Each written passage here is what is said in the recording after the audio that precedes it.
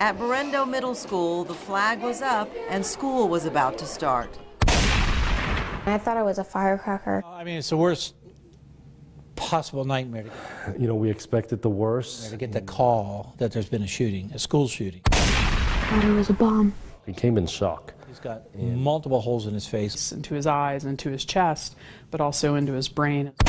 Looking back and seeing Nathaniel, and he was just holding his face, and blood was everywhere. And Major kudos to everybody in Roswell who took care of his airway. His face is, in essence, is torn apart. It's shattered. It was quite amazing, that team effort.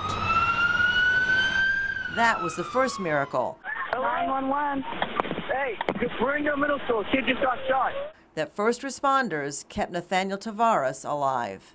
Facebook sounded the alarm and parents rushed to the campus. A 7th grader had pulled a sawed-off shotgun from his backpack and fired 3 random shots into the school gym. We just prayed and prayed and prayed. Donna and Alfred's son Nathaniel was the first to fly to Lubbock and into UMC's Level 1 Trauma Center. The immediate concern when he arrived was to save the heart, which was struggling from so much internal bleeding. So I never did get to see him. And then so I was just waiting. At one point in time, they said there was 5 doctors in that operating room at the same time. Dr. Frank Quattromani is a pediatric radiologist who remembers that day in the emergency room. Well, he's not supposed to be alive with this. You don't live through this. You're looking face on. Every single white dot is a shotgun pellet. This is the worst I've ever seen, other than in war.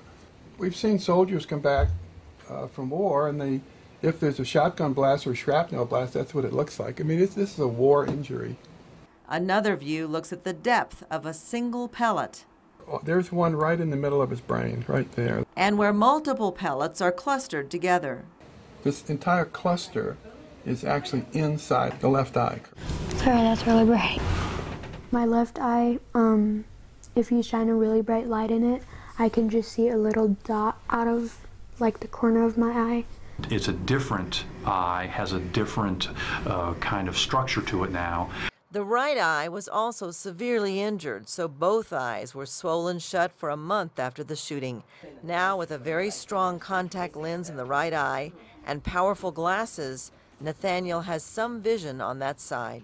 His healing has been miraculous in the right eye. Hi! Come here. This is a reunion no one expected. You see, another priority after the shooting was to relieve the swelling in Nathaniel's brain.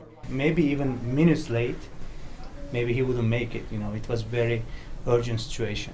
You can see the scar line where Dr. Bellergan cut into the skull to remove and store a section of bone while the brain relaxed. After 2 weeks, we took that bone flap and then put it back into the original plate. Using the same scar line with screws to keep it in place. The progress that he's making, it's amazing. Miracle. I mean, total miracle. Remember, Nathaniel was the first emergency. Kendall Sanders, another 7th grader, didn't realize she'd been shot until leaving the gym. Before I knew it, we were being flown to UMC. During exploratory surgery, Kendall had damage repair to the liver, the kidney, and the heart. She must have turned this way. Because I had my arm on someone's leg. And they came in as a cluster right here. Right here, and then it goes all the way down, and then just a few right here. Great to see you. A second surgery later to repair nerve damage in her right arm revealed something more serious there, too. She had an injury to the artery where a pellet had actually gone through and through the artery itself.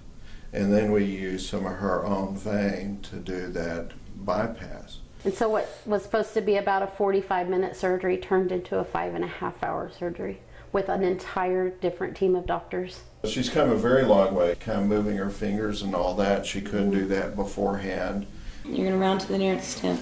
Nathaniel was homeschooled this spring with help from his sister while his vision improves. And that makes 5,330. But Kendall returned to Berendo. Good morning, Kendall. To finish out the school year. Everybody sees her arm and sees her ankle, but she's just, the extent of her injuries are so much more than that.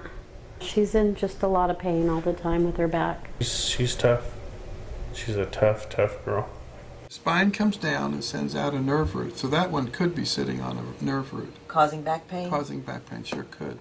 In both cases, doctors say the pellets are too numerous and too dangerous to remove, and there is always the risk that they could shift and cause more damage or pain.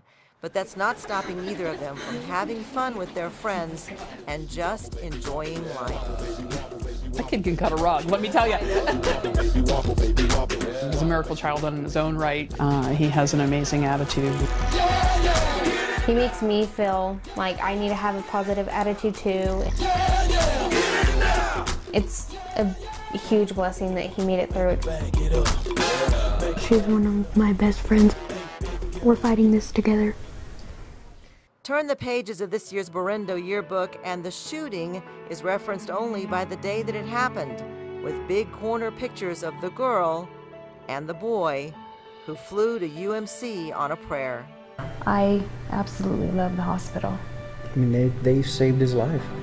I am so thankful that's where they sent us. I am so thankful.